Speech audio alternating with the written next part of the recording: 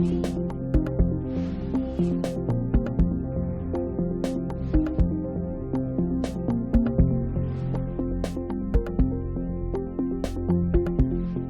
acta de la sesión de la novena ordinaria se declara aprobada por no haber sido objeto de observaciones, y el acta de la sesión décima ordinaria se encuentra a disposición de las señoras y señores diputados.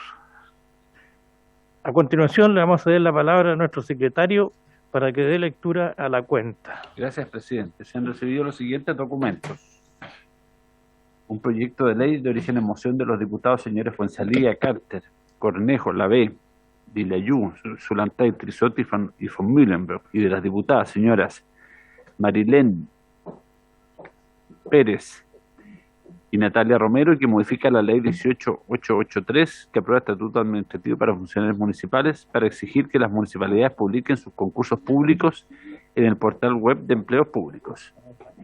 En segundo lugar, otro proyecto de ley también de origen en moción, de los diputados señores Araya, Don Cristian, de la Carrera, Jürgensen, Kaiser, Mesa, Ojeda, Romero, Don Agustín y Rútico Echea, y de las diputadas señoras Flores y Navellán, que modifica también la ley 18700 en materia de validación de mesas con recuento de votos descuadrados. En tercer lugar, una carta del diputado don Gonzalo de la Carrera, mediante la cual solicita que la comisión proponga a la sala refundir los siguientes proyectos de ley, ambos de origen en moción y que cumplen su primer trámite constitucional y reglamentario. El que modifica la ley 18700 de votaciones populares y escrutinios para exigir al votante el estampado de la huella dactilar al emitirse su sufragio, y el que modifica la misma ley para exigir la impresión de huella dactilar en la respectiva mesa receptora de sufragios. Esa es la cuenta, presidenta.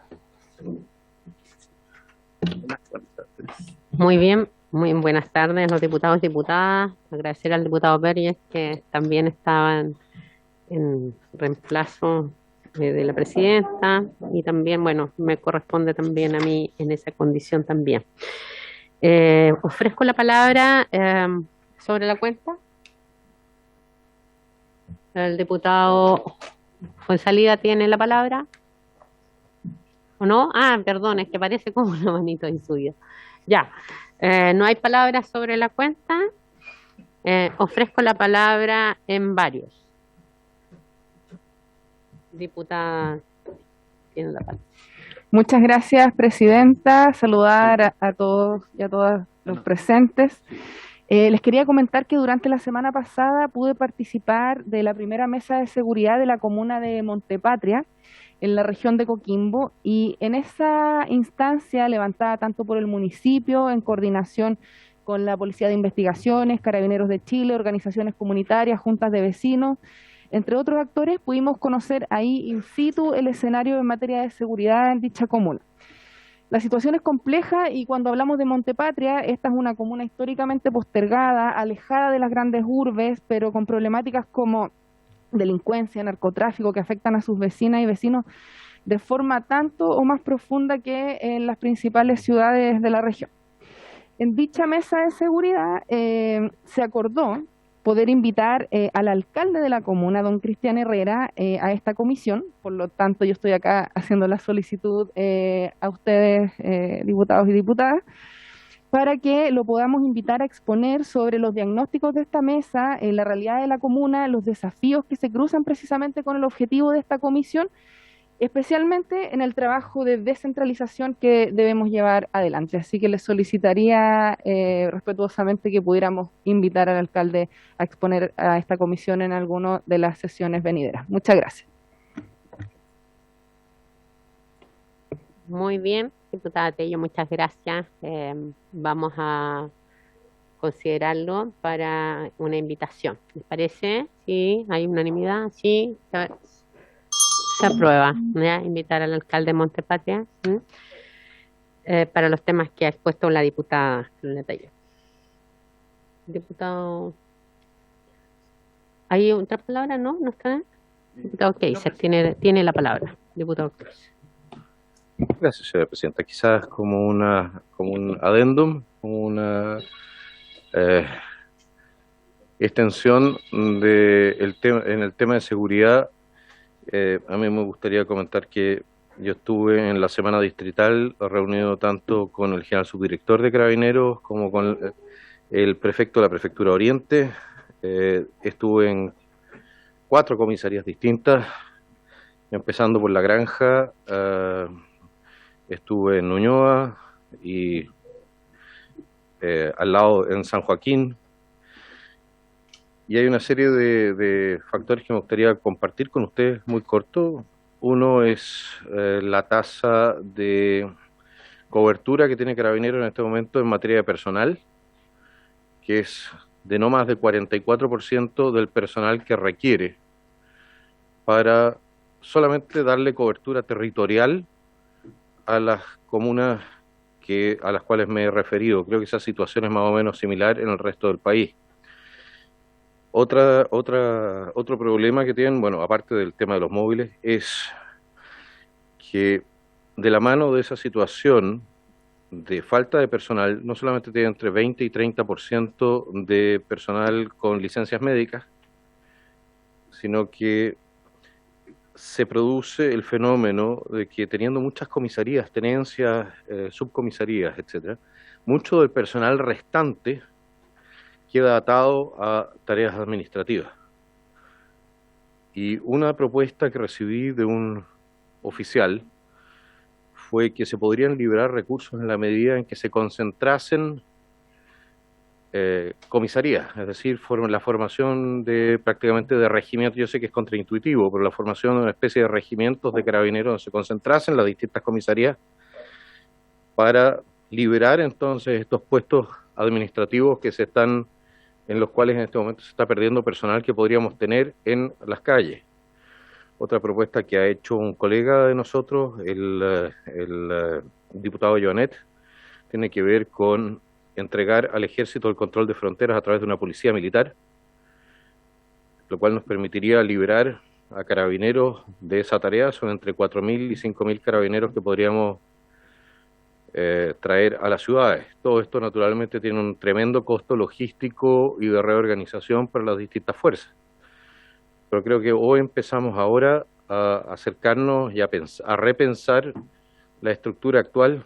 Lo mismo vale para mejorar las condiciones laborales dentro de Carabineros, optimizar los incentivos para que tengamos más carabineros, etcétera, o nos vamos a ver, o ya estamos, no nos vamos a ver superados. Estamos absolutamente superados por la situación, esa es la realidad. Hemos perdido el control de poblaciones completas. Para darles una idea, en La Granja tenemos una tenencia, una subcomisaría y una comisaría. Y entre los 3 tienen un solo vehículo circulando para una comuna de 94.000 habitantes. Y no porque no tengan más vehículos, porque no tienen más efectivos. Entonces la situación decir que es catastrófica es poco, literalmente. O sea, hay un par de enfermos más y no tienen a nadie. Se están haciendo guardia ellos mismos, están cuidando los cuarteles, ya no queda nada más. No tienen personal disponible para sacarlo. Y eso efectivamente tenemos que enfrentarlo y en el más corto plazo posible. También desde acá. Yo propondría invitar al general subdirector de Carabineros para que nos diga qué es lo que necesitan, cómo podemos mejorar esta situación en el más breve plazo posible, entendiendo que hasta que nosotros tengamos nuevas generaciones de carabineros formadas que puedan suplir el déficit de personal, van a pasar años, en los cuales la situación de seguridad probablemente se vaya degradando aún más. Eso sería, señora presidenta. Muchas gracias. Muy bien. Gracias, diputado Kaiser. Entonces, la solicitud del diputado Kaiser. Tiene la atención que adoptar una decisión al respecto. Ofrezco la palabra. ¿Sí? Diputado Baker tiene la palabra.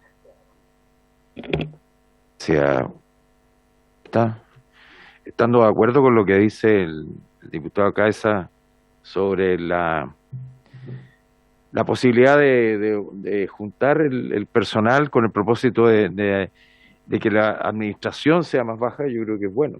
El problema es que la la petición de la gente en la calle va en el sentido totalmente contrario.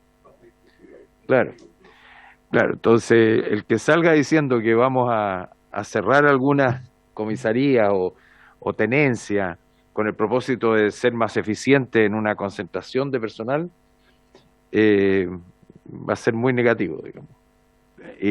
Salvo que se hiciera una suerte de prueba y que la gente viera que hay más disponibilidad de carabineros en la vía pública, qué sé yo.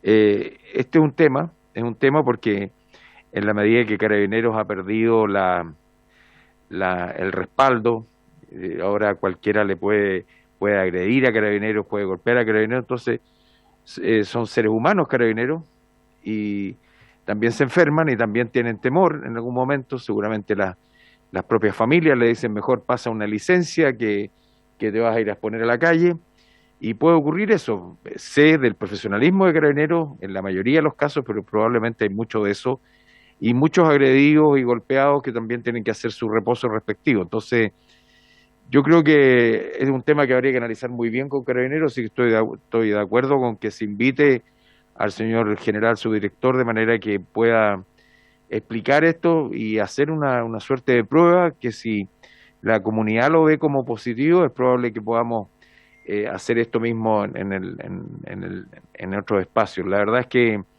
claro, la gente quiere que en cada cuadra haya una tenencia. Eso es lo que quiere, pero no sabe que eso absorbe también personal que tiene que estar de guardia en la unidad, todo, y eso genera falta de personal en la vía pública. Así es que hay que ver cómo se hace un balance adecuado del tema. Gracias, presidenta. Sí, diputado, ¿qué dice? Solo para sumar un par de antecedentes. Estaba ese tema que yo encantado que me tiran a los leones si es necesario, que fue culpa mía. Pero el segundo es el compromiso de Carabineros con actividades extracurriculares, si le quiero decir así, por ejemplo, la protección de eventos deportivos y artísticos que consume recursos, los puntos fijos en muchos edificios públicos, incluyendo también embajadas. Yo sé que nosotros tenemos acuerdos bilaterales en esa materia, probablemente las embajadas no podamos cubrirlas de otra manera, pero hay muchos edificios públicos que tienen puntos fijos que no necesariamente tendrían que ser cubiertos por Carabineros de servicio. Tenemos, por algo existe lo que se llama seguridad privada, etcétera. O sea, yo creo que existe la posibilidad de liberar cuanto menos un par de cientos, si no miles de carabineros de misiones que no son absolutamente imprescindibles para llevarlos de vuelta a la calle. Y bueno, y habrá que pagar el costo político de hacer las cosas bien.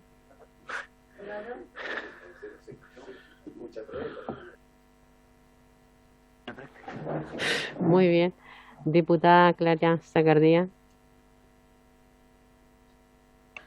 Me parece bien la propuesta del colega, y acá también me gustó la palabra repensar a la policía. Sabemos que la policía no va a dejar de ser y no debe dejar de ser, pero debemos ver una nueva forma de administración. Yo pensaba, ¿por qué tiene que ser policía lo que están en la administración, en las oficinas? ¿No podrían ser otras personas? Esto nos lo va a responder el señor director a todas nuestras dudas, así que me parece perfecto invitarlo a exponer su problemática. Gracias. Muy bien, diputada Zacardía, si les parece, entonces vamos a sacar un acuerdo de invitar al general director de Carabineros. Entiendo, para conocer también, y me gustaría agregar también el plan de formación. Nosotros teníamos carabineros que antes eran en un año, ahora están en un año y medio, producto de lo que se le ha ido exigiendo también a Carabineros. Cuántos recursos se han venido destinando de los últimos 7 años, por ejemplo, para Carabineros, porque ha disminuido su presupuesto, entonces se le exige más presencia. Todos representamos a comunas y los alcaldes y la comunidad nos piden más Carabineros, así que me parece muy atingente. Pediría un cuadro comparativo de aquí a los últimos 6 años en esos ítems, en presupuesto, en formación. Hoy día también hay una propuesta del propio Ejecutivo que habla de la dotación por comuna, ¿cierto? Y creo que igual es bueno conocerla, más allá de que todavía no se exige una política, un nuevo proyecto, un programa específico, pero creo que es bueno conocer datos como Comisión de Gobierno Interior en materia del presupuesto también y los planes que se están conversando, ¿les parece? En base también a lo que ha planteado el diputado Kaiser, hacia dónde se destinan los servicios en eventos, especialmente más eso en Santiago, pero es bueno también conocerlo, de tal dotación, tanto se va a tal porcentaje que se desvía en otros requerimientos, más allá del tema de orden público, que también está vinculado, pero que es otro giro, por así decir. Diputado Kaiser. Nada que ver con este tema. ¿No está saliendo el video de la sesión? No lo sé. No está si haciendo, será- la Carolina, sesión no, ¿podemos no está preguntar? siendo pública. A lo mejor tenemos algún desperfecto técnico. Si algún diputado nos escucha a ustedes, porque no vemos a nadie ahí. Diputado Fuenzalida, ¿nos ve, nos escucha? Sí, ¿Se escucha perfecto. el sistema?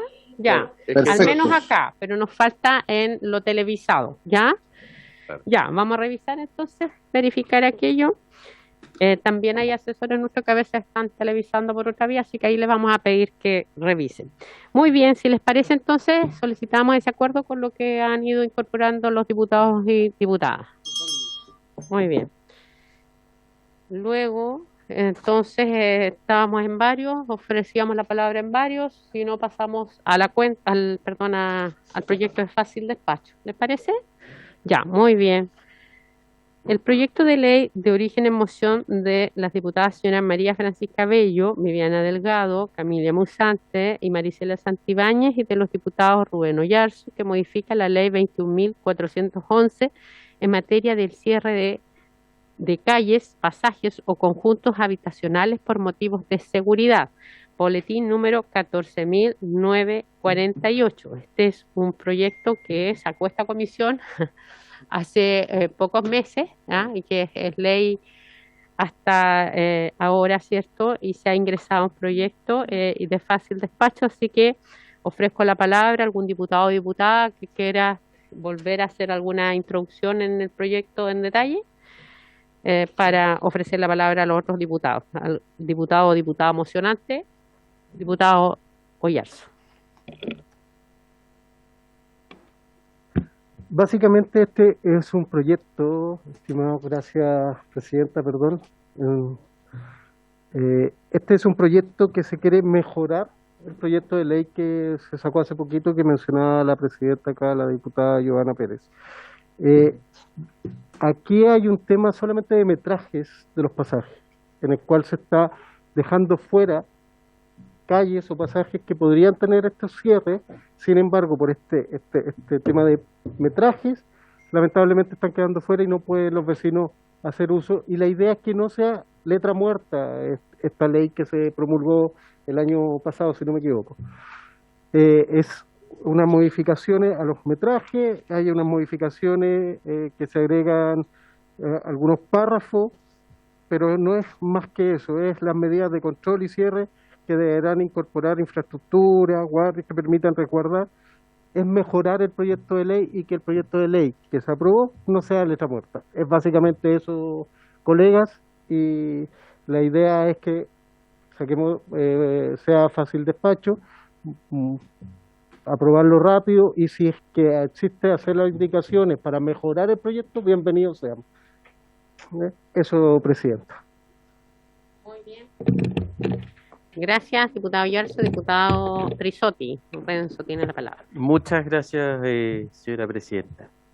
Yo entiendo que el principal objetivo es efectivamente poder plasmar a través de esta vía legislativa que se tuvo hace un tiempo atrás, y poder generar un aumento en la seguridad en las poblaciones y en las calles de nuestras comunas. Y así, entendiendo ese espíritu, tengo dos dudas. Lo primero, yo no sé si hay alguien del Ejecutivo aquí, alguien del Ministerio del Interior, que nos pudiera entregar, porque no lo sé, si es que efectivamente, de acuerdo a lo que estableció el propio artículo 65 de la ley, era que ese ministerio iba a determinar las características del cierre a través de un reglamento. Y me gustaría saber si esto efectivamente se materializó en primer lugar el reglamento, y si ese reglamento incluyó el tema del metraje, toda vez que el proyecto de ley incide en los 7 metros, en si son más o menos de 7 metros el cierre de las calles. Por tanto, lo primero es poder conocer de parte del Ejecutivo esas dos respuestas. Y sobre eso, sí, después me gustaría intervenir, porque si bien yo la verdad lo veo con buenos ojos, creo que como una forma de poder arreglarlo hay una serie de otros textos legales, principalmente la Ley General de Urbanismo y Construcción, que parte de la base y está en concordancia con lo originalmente planteado en el proyecto, que hablan esos cuerpos legales en todas las disposiciones que a mí me tocó ver, que deben ser inferior a 7 metros. Por tanto, ahí eventualmente podríamos también tener que incluir una modificación a esos cuerpos legales, Presidenta. Muy bien, gracias, diputado Trisotti. No tenemos al Ejecutivo acá presente. No, Presidenta, porque no se lo invitó y además que es una moción. Cuando Una son moción. mociones, generalmente no se le invita, salvo que hubiera acuerdo a la comisión, pero no, nadie lo propuso. Ya, voy a ofrecer la palabra en el proyecto. Este es el proyecto de, aquí lo tenemos, ¿cierto? A propósito que también está... Los autores son Rubén Ollarzo, están también las diputadas Bello. Exacto. No sé, aquí están las diputadas Delgado, Musante, Santibáñez. No tenemos más patrocinantes acá en la comisión. No. Ya. Entonces, el diputado Trisotti ha hecho una consulta. También nos acompaña el diputado Longton, que también participó de la discusión del proyecto, y este era un proyecto, si mal no recuerdo, diputado Fuenzalida. Del diputado Fuenzalida era este proyecto original, ¿verdad? Ya. Diputado Longton, tienen la palabra. Escuchamos vivienda también. Sí, en este proyecto escuchamos nosotras vivienda, escuchamos interior. Sí. Ya.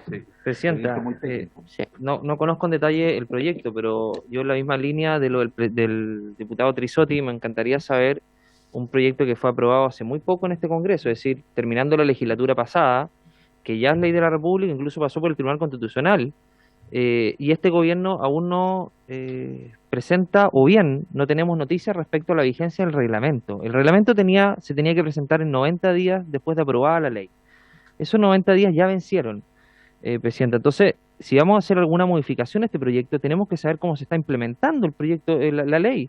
Y si no tiene reglamento, este proyecto no se está implementando. Entonces, obviamente que es necesaria la opinión del Ejecutivo, en este caso, me imagino que del Ministerio del Interior, la Subsecretaría de Prevención del Delito, Presidenta, para saber en qué está ese reglamento antes de, obviamente, avanzar en un proyecto de ley que me imagino tiene como objetivo mejorar el proyecto ya aprobado en esta comisión y en este Congreso. Muy bien. Diputado Trisotti. Yo creo que las buenas prácticas hay que imitarlas independiente de los gobiernos que se trate de, Presidenta. La regla general, independiente de que se curse una invitación expresa respecto de un proyecto de ley, la regla general, y en gobiernos de distinto color político, la regla general es que siempre había una persona de la SECPRES muy atenta en la tramitación de los proyectos para poder resolver o tratar de buscar a alguien que pueda dar una respuesta, porque claro, en este caso particular quedamos un poco en pana con seguir adelante y no se cumple el objetivo de un trámite de fácil despacho debido al no conocer o al desconocimiento que tenemos respecto de la aplicación. Por lo tanto, creo que sería bueno que siempre el Ejecutivo estuviera a través de la SECPRES bastante atento a las tablas que se conocen con la debida anticipación, y si se trata de una moción que tiene relación con un proyecto que está sujeto a un reglamento que ellos deberían haber emitido, por lo menos es que haya alguien presente en las salas y en las sesiones de comisión. Gracias, Presidente. Sí, diputado Longton, luego diputado Case.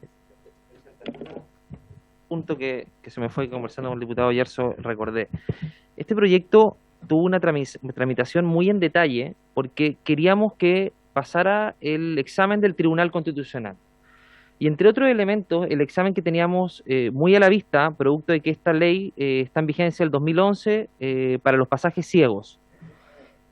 Y ahí el Tribunal Constitucional fue muy claro, dijo, no hay que afectar la libre circulación de las personas. Entonces hubo un trabajo muy detallado con los parlamentarios y también con el gobierno para efectos de que pudiera pasar ese examen del Tribunal Constitucional. Entonces lo que hicimos fue generar una calzada acorde a una vía que no fuera red vial básica, es decir, que no pasara transporte público por ahí, porque efectivamente podía afectar la libre circulación. Y dejamos un horario determinado para efectos de que los vecinos pudieran decidir los horarios donde pudieran tener un control de acceso. No dijimos cierre total porque el cierre total no se puede, porque vulneraría un derecho fundamental que está establecido en la Constitución. Entonces, valorando obviamente cualquier proyecto que tenga a mejorar esos elementos y condiciones, hay que tener ojo con aquello, porque cualquier proyecto que no vaya en esa línea, entendiendo que todos queremos, a nosotros nos habría encantado que pudiera ser unas condiciones mucho más amplias de lo que está establecido, puede tener como limitante que el Tribunal Constitucional lo rechace. Entonces, esos elementos fueron fundamentales en su momento, solamente como salvedad, Presidenta, para efectos de que en la tramitación de este proyecto tengan todos esos elementos sobre la mesa para tener una mejor tramitación y reiterando el llamado de atención al gobierno a dictar un reglamento que tiene la obligación de dictar de acuerdo a la ley que se aprobó hace algún tiempo atrás. Muy bien, diputado Keiser, diputado Fuenzalida. ¿Ahora sí está pidiendo la palabra o no? Sí, ya. Diputado Keiser.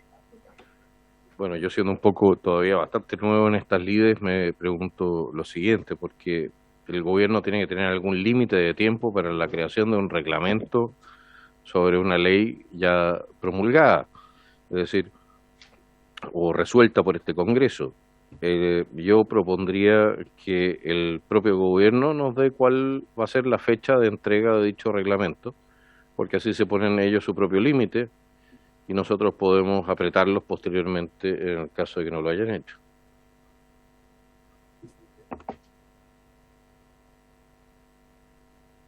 Un poquitito ahí está. Muy bien, diputado Keiser. Tiene la palabra el diputado Fuenzalida y después la diputada Carolina Tello. Gracias, Presidenta, por su intermedio. La verdad es que sumarme a lo que ha dicho el diputado Longton, el diputado Trisotti y también lo que ha dicho el diputado Keiser respecto del tema del reglamento. Pero respecto de la moción en particular, se establece no solamente respecto del ancho de las calles, ¿ya? Lo cual, como señalaba el diputado Trisotti, va a significar que teniendo una buena voluntad de mejorar el proyecto, significaría que tendríamos que modificar otras normas, ¿ya? Sin perjuicio que el principio que la norma especial prima sobre la general. Y al mismo tiempo me gustaría preguntarle a los diputados que son los que presentaron esta moción, ¿cuál es el argumento del tema de establecer una obligatoriedad de guardias o sistemas de seguridad para lo que es el cierre? Porque desde mi punto de vista ahí se está como imponiendo una carga a los vecinos, que hoy día la urgencia que tienen es justamente poder controlar ellos el acceso a sus patios, a sus calles, a sus veredas, ¿ya? Y por lo tanto creo que ese, entre comillas, gravamen vendría siendo una dificultad que podría significar en el futuro para los vecinos, ¿no es cierto?, el no poder concretar este tema que es tan importante y que ha dado tan buenos resultados en varias comunas del país cuando los vecinos así se han organizado. Entonces me gustaría saber cuál es el motivo de esa norma en particular, independientemente del tema del ancho de las calles, Presidenta. Muchas gracias. Muy bien, diputada Carolina Tello. Gracias, Presidenta. Para efectos de complementar la información que se está compartiendo acá, me dicen que el reglamento de esta ley estaría en Contraloría actualmente esperando ser tomado de razón. Así que en ese sentido habría avance desde el punto de vista de la implementación. Eso, quería aportar. Gracias. Bien. Como también me recuerdo que participé en la discusión, de hecho yo llegué a la mixta con este proyecto representando también a mi bancada, porque tenía que ver también con las firmas de los vecinos, ¿cierto? Nosotros proponíamos una cantidad inferior, el Senado mayor, buscamos una alternativa que fuera un 80%, eran 75 acá y allá 90, llegamos a un 80%, y otros temas ya bastante técnicos. Este proyecto se fijó en tabla de fácil despacho, pero yo entendiendo que hay un tema en Contraloría, que quizás pudiéramos pedir que lo mejor ya la semana que viene probablemente a lo mejor tenemos algún antecedente, valorando el proyecto que del diputado Yarzo y de la diputada Musante, porque entiendo que también ella lo que quiere hacer ver, según lo que yo entiendo y conversando con nuestro equipo, es ponerse en el lugar también de los sectores rurales, ¿ya? Y que probablemente los 7 metros ahí no es lo mismo que en un pasaje, ¿ya? Y por lo tanto este control de acceso, que bien dice el diputado Longton, probablemente también hacer ver una realidad local, ¿ya? En comunas como en Santiago, sector rural, que también necesitan seguridad o por lo menos instrumentos que les permitan a la Junta de Vecinos. Entonces, yo valoro la iniciativa, que a lo mejor probablemente en su minuto no lo vimos porque fue como más pensando en el Santiago urbano, ¿ya? O en comunas más urbanas del país, pero ella pone un tema. Entonces, si les parece, pudiéramos tener información específica también del tema del reglamento que envió el Ejecutivo, que el Ejecutivo, más allá de que si fue otro que lo mandó, el Ejecutivo continúe y por lo tanto esto fue subdere, ¿verdad? Que lo manda o a Interior. Eso lo vamos a revisar con ellos para ver quién pudiera estar en condiciones de venir a exponer el reglamento, ¿ya? Que es bueno que también esta comisión, que siempre tenemos nuestras dudas en la implementación, porque siempre se habla de un año, un reglamento, de 6 meses, siempre hemos tratado de acortar eso y finalmente a veces queda en letra muerta nuestra solicitud. Así que le vamos a pedir al secretario que pueda traer el reglamento como está y una apreciación del Ejecutivo en esta iniciativa, porque probablemente pudiéramos conseguir, porque esto tiene que ver con la Ley General de Urbanismo y Construcción, que ellos establecen la cantidad a viviendas específicas en esta materia, ¿ya? Y en el fondo al gobierno que nos diga si va a ser Interior, porque en ese minuto estuvo Interior acá, vivienda, y eso es lo que me recuerdo a lo menos, ¿ya? Y yo no tengo problema en que busquemos el legislar, pero hagámoslo bien porque todavía no entra en vigencia la ley. O sea, si bien está la ley, pero si el reglamento no está, todavía no está, entonces estamos modificando algo que todavía no está en curso. ¿Ya? ¿Les parece tomando eso? Invitaría a Subsecretaría de... Subsecretaría de Prevención del Delito estuvo por Interior, ¿sí? Y alguien de vivienda. Y alguien de vivienda, ¿ya? Y ojalá que alguien del Ejecutivo, no sé a quién le corresponde, si me imagino que a la Subsecretaría, el reglamento, cómo lo presentaron, que también nos dé cuenta de aquello y qué es lo que falta en Contraloría. ¿Les parece? Ya, ¿se acuerda? Sí, muy bien. ¿Para la próxima sesión sería? Sí, vamos viendo si tenemos urgencia, si no lo incorporamos. Ok. Muy bien, diputado Long.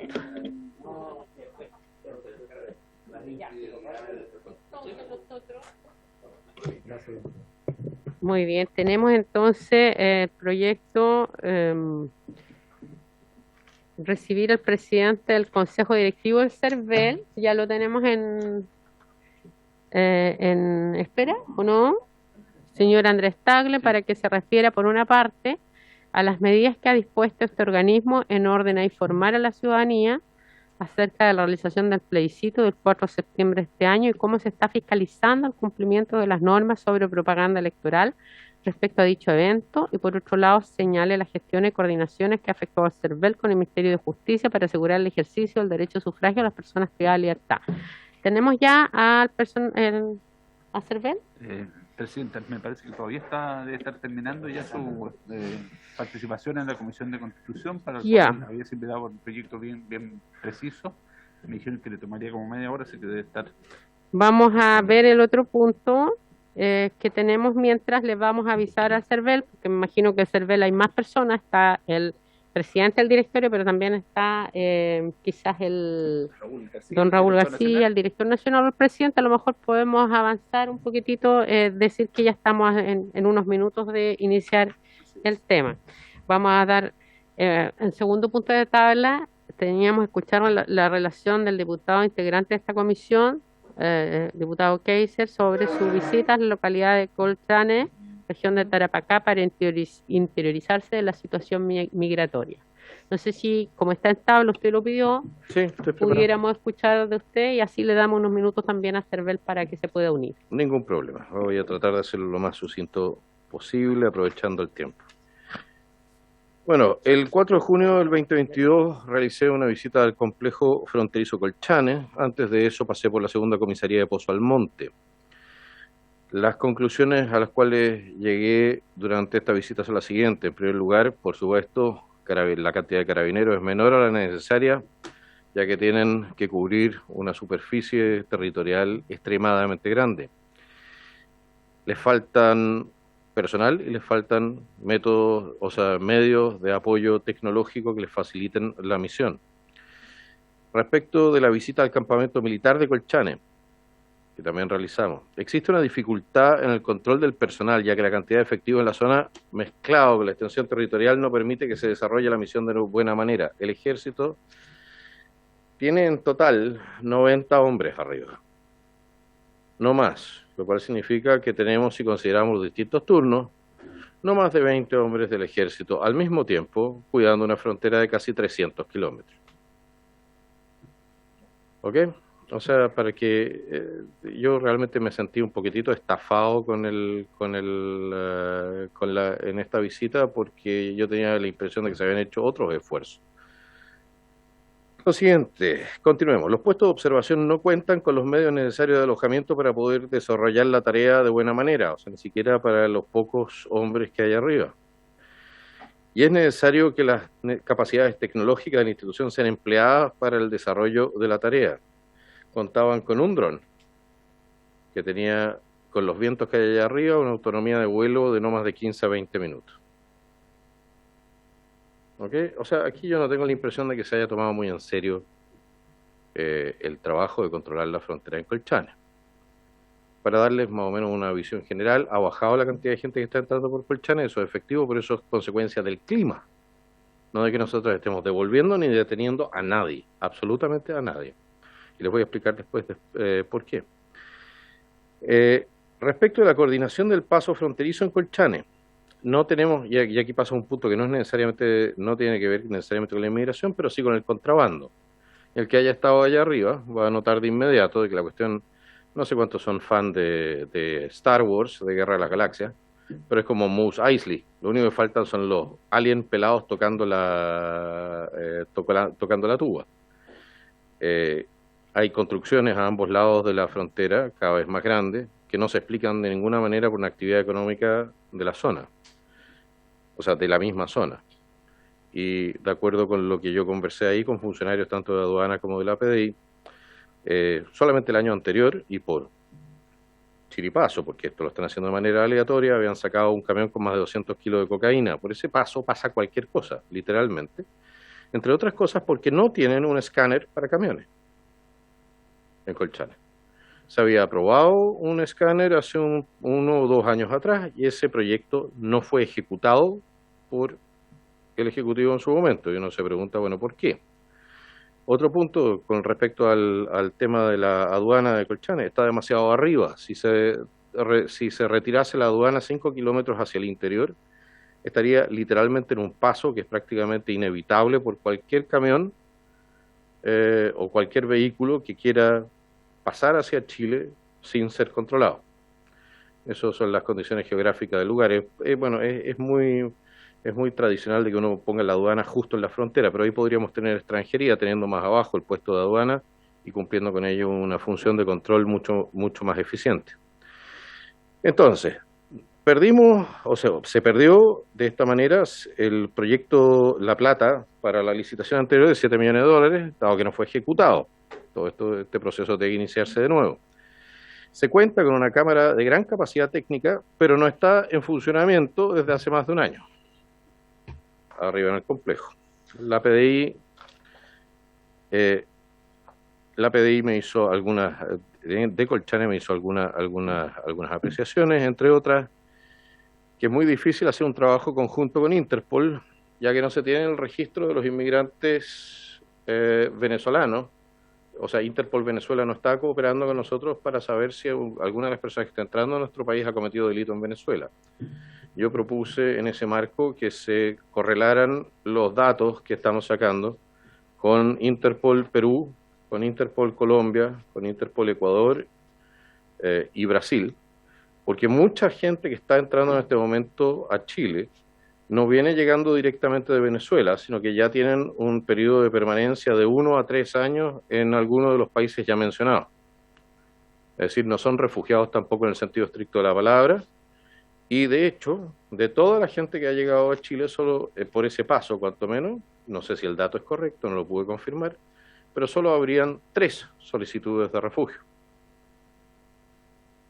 Ahora, ¿qué es lo que pasa con la gente que tenemos arriba y que se supone que tiene que impedir la inmigración ilegal? Ellos ven como soldados o policías, en todo caso, personas dependientes del gobierno boliviano, muchas veces llevan a gente directamente hasta la frontera.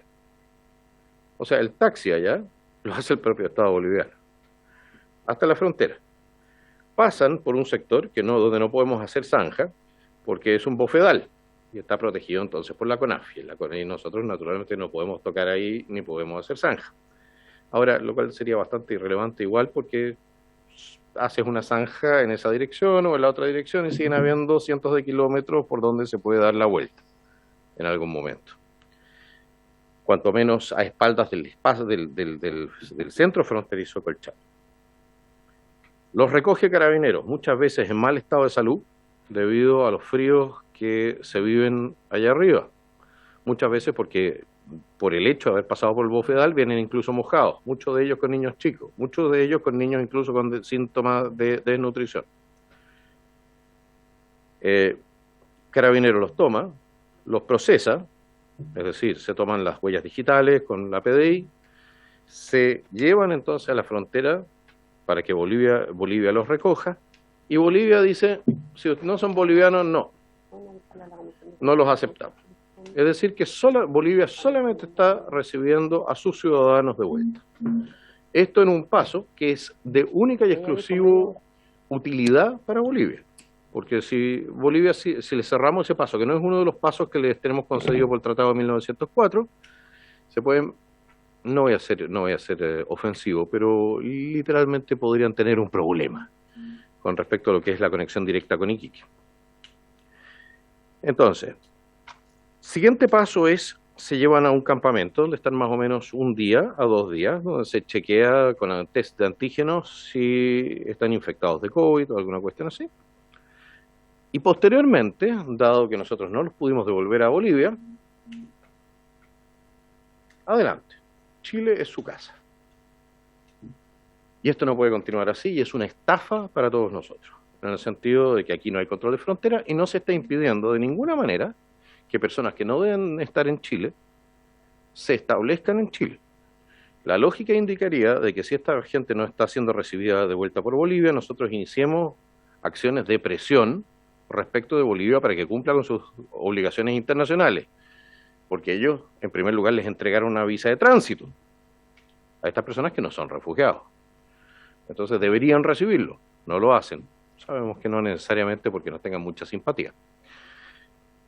Ahora, si eso no funciona, nos queda todavía la oportunidad de lograr el retorno voluntario. El retorno voluntario significaría que nosotros tengamos campamentos arriba, como los que tienen las Naciones Unidas de refugiados, y ahí se quede la gente hasta que decida abandonar voluntariamente el país por el camino por el cual llegar. Ahí la pregunta es si Bolivia los recibiría desde el punto de vista de que están entrando de nuevo voluntariamente a su territorio. Yo lo dudo. Y el tercero es que nosotros directamente a las personas que están llegando, los pongamos en un avión en Iquique y los despachemos inmediatamente de vuelta a Venezuela.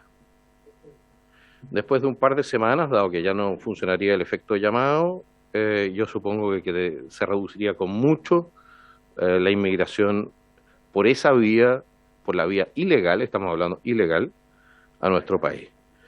En todo caso, esta parafernalia iniciada por el gobierno de Sebastián Piñera, por lo demás, y aquí a la gente que, para alegría probablemente de aquellos que eran opositores a ese gobierno, pero toda esta parafernalia y este teatro que se hizo no son más que pueblos de Potemkin. No tienen ningún respaldo efectivo que aquí se esté controlando la frontera de Chile, estimados colegas. Nos estamos gastando la plata, estamos desgastando a nuestro personal, los estamos obligando a vivir en situaciones bastante inhóspitas, todo ello para ver cómo todo su esfuerzo se transforma en sal y agua, porque bueno, no estamos dispuestos a ir el paso más allá que corresponde para garantizar que personas que no debiesen estar en Chile efectivamente no permanezcan en nuestro país. Pero respecto de esta visita que hice, y antes de concluir, a mí me encantaría proponer una invitación a toda esta comisión para que me acompañen a ver esta zona en vivo y en directo y se puedan compenetrar de la situación allá. Bueno, yo llegué antes de que siquiera supieran que venía, así que la tramoya no estaba armada. Normalmente hay desde blindados, drones, aviones, helicópteros, está todo volando mientras hay visita oficial y después se manda todo a cambiar. Entonces, me gustaría, eso sí, que ustedes observaran y pudiesen ver en terreno cuál es la situación. También la situación que tenemos ahí de contrabando de drogas, que no es menor, de armas, de municiones y probablemente también de personas. Nosotros estamos permitiendo por ese paso y probablemente por otros también. Había 3 o 4 que no tenían escáner de camiones. Simplemente tenemos abierto nuestro país a cualquier tipo de contrabando. Y eso, nuevamente, son 7 millones de dólares. Solamente el camión que descubrieron ahí, que venía con carne de soya y los 200 kilogramos de cocaína, solamente ese camión traía carga avaluada en ¿cuánto? ¿20, 30 millones de dólares? No sé cuánto valdrá un kilo de cocaína hoy en día.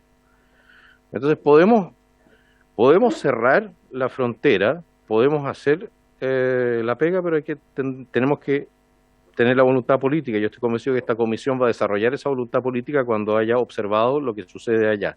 Por lo demás, mucha gente que están trayendo hacia Chile por esta vía ilegal viene engañada.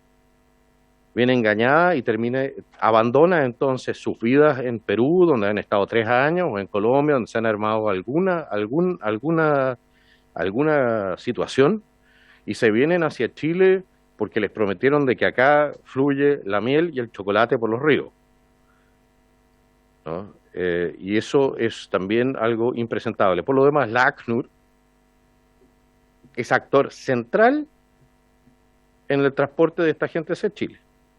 Tienen manuales que han puesto en internet respecto de este tema. Y a mí me parece bien complejo lo que están haciendo en esa materia, porque están violando la buena fe que nosotros tenemos puesta en esa situación, en esa organización. Lo otro que sería interesante sería que esta Comisión de Gobierno Interior visitase esta zona acompañados por el delegado presidencial de la zona, para que nos pueda dar explicaciones en terreno. Y me gustaría oficiar al Ministerio del Interior sobre cuántos portales faltan para completar los complejos fronterizos. O sea, estamos hablando de estos escáneres para camiones.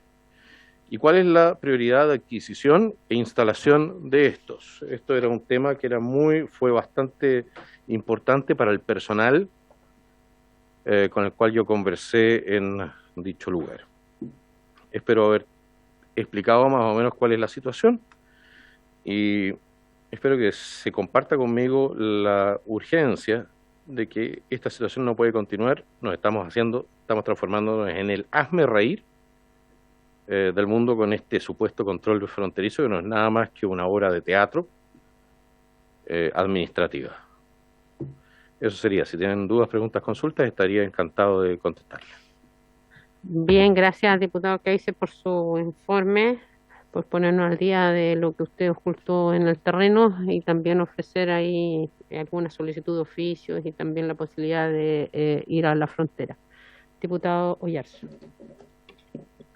Gracias, presidente. En su intermedio, me parece que es importante lo que menciona el diputado Kaiser en ir a terreno y presenciar lo que se está pasando.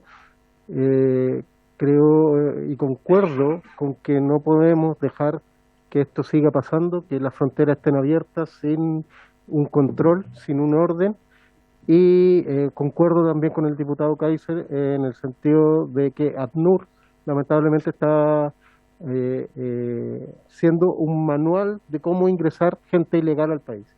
Creo que es importante que como comisión nos hagamos presentes y tomemos medidas correspondientes para que esto no siga pasando, ya que nuestros compatriotas en el norte de Chile están sufriendo toda esta migración ilegal que trae delitos, narcotráfico, crimen organizado y además, lamentablemente, delincuencia.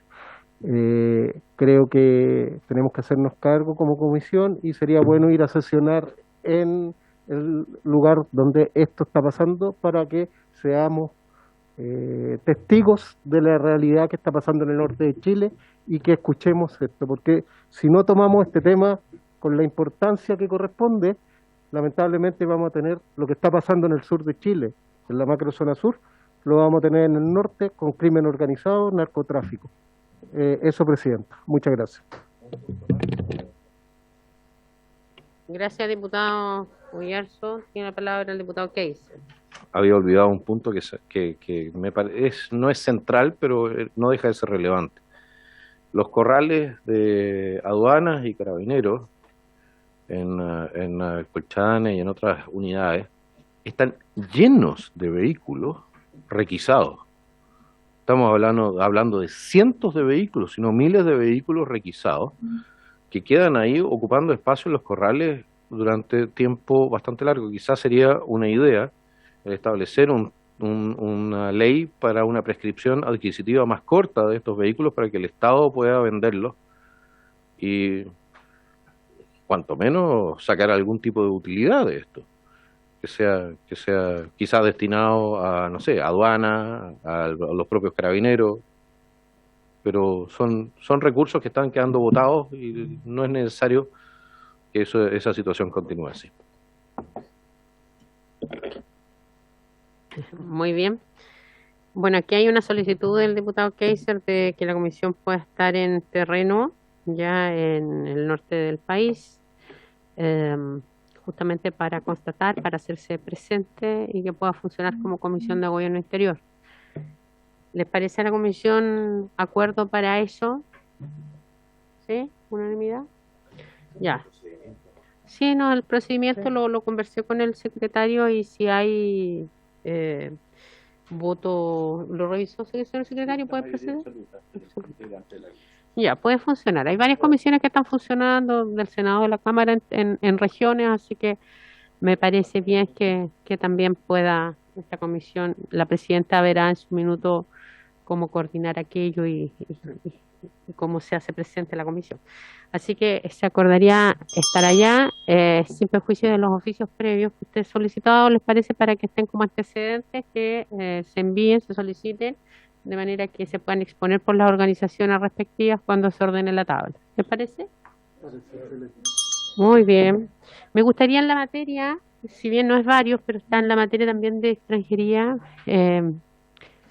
bueno, termina siendo un varios, pero no sé si me lo permite, yo no puedo pedir varios en la materia, ¿cierto? ¿No?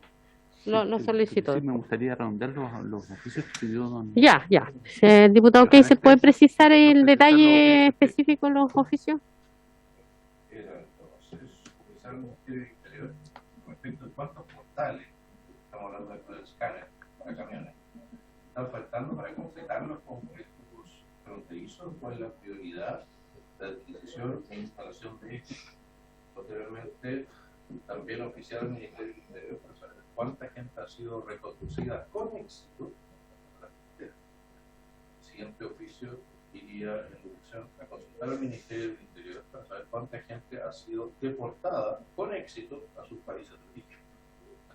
Por último, oficiar al Ministerio del Interior para que nos dé una cifra de cuántas personas no pudieron ser deportadas o devueltas a la frontera y se encuentran de manera ilegal en el territorio nacional de acuerdo con las cifras que ellos tienen. Muy bien. Ya, señor secretario, tomó nota. Sí. Muy bien, esos oficios entonces que sean precisados, se acuerda para requerirlos previamente por escrito y que puedan ser informados también en el contexto de esta visita. Diputado Keiser. Incluso para que nos entreguen los datos de 4 años. Ya. Últimos 4 años para hacer un análisis más comparativo. Muy bien. Estamos. Ya. Tenemos una situación que se ha generado, producto que Constitución también convocó al CERVEL, ya la comisión. Entonces, si les parece, porque yo creo que el tema es importante. Ya nosotros se nos consultan situaciones como la regulación que va a tener el plebiscito en materia de la franja y otros, que esperemos que concluya eso. Me han dicho que 10 a 15 minutos y que podríamos retomar a las 4:15, si les parece. No, antes, Presidenta. ¿Si es antes? Eso fue como hace 10 minutos, así que Pero yo ya conozco a los diputados, dicen 5 minutos. ¿Les parece? 4:15 acá. Y nos aseguramos que llegue el director, que tome aliento, ¿cierto? La pausa, ¿ya? A las 16:15. ¿Les parece? Muy bien, diputado, gracias.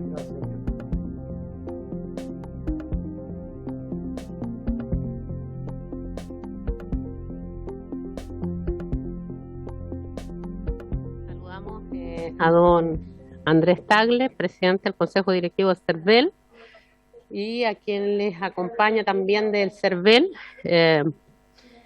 El tema de tabla es recibir al presidente del Consejo Directivo para que se refiera, por una parte, a las medidas que ha dispuesto este organismo en orden a informar a la ciudadanía acerca de la realización del plebiscito del 4 de septiembre de este año y cómo se está fiscalizando el cumplimiento de las normas sobre propaganda electoral respecto a dicho evento, y por otro lado, señale las gestiones o coordinaciones que ha efectuado el CERVEL con el Ministerio de Justicia para asegurar el ejercicio del derecho al sufragio de las personas privadas de libertad. Y todo otro antecedente que el señor Tagle nos quiera entregar a esta comisión. Bienvenido, señor Tagle, en nombre de los diputados y diputadas de la Comisión de Gobierno Interior. Muchas gracias, señora presidenta. En relación a la campaña comunicacional que va a hacer el CERVEL, yo quiero informarles que disponemos como servicio por el presupuesto de 531 millones. A ello hay que sumar los spots gratuitos que nos tienen que entregar las radioemisoras del país, digamos, en virtud de la ley electoral, digamos, que obviamente aportan mucho para tener la cobertura de todas las radios. ¿Ya? El CERVEL va a realizar una campaña, pero a partir de la promulgación del decreto supremo que convoca plebiscito. Ese decreto debería ser entre el 5 o el 6 de julio para que el plebiscito sea el 4 de septiembre, ¿no? De acuerdo a las normas constitucionales. ¿Ya? Ahora, la campaña se va a centrar en los siguientes llamados, y son muy concretos. Primero, concurrir a votar. Nosotros siempre hemos hecho campañas llamando a votar a la ciudadanía. 2, que el plebiscito en este caso es obligatorio y por lo tanto es muy importante informar. Pero desde luego lo que más nos preocupa en esta ocasión es informar a los electores que deben revisar sus datos electorales, especialmente el local de votación y la mesa, debido a los cambios que va a producir la ley de acercamiento de los electores a los locales de votación. Y la asignación de nuevas mesas. O sea, aquí está la posibilidad de que todos los electores se hayan cambiado de local, o la gran mayoría de ellos, y desde luego de mesa, porque las mesas van a obedecer a un orden alfabético de acuerdo a esta nueva ley.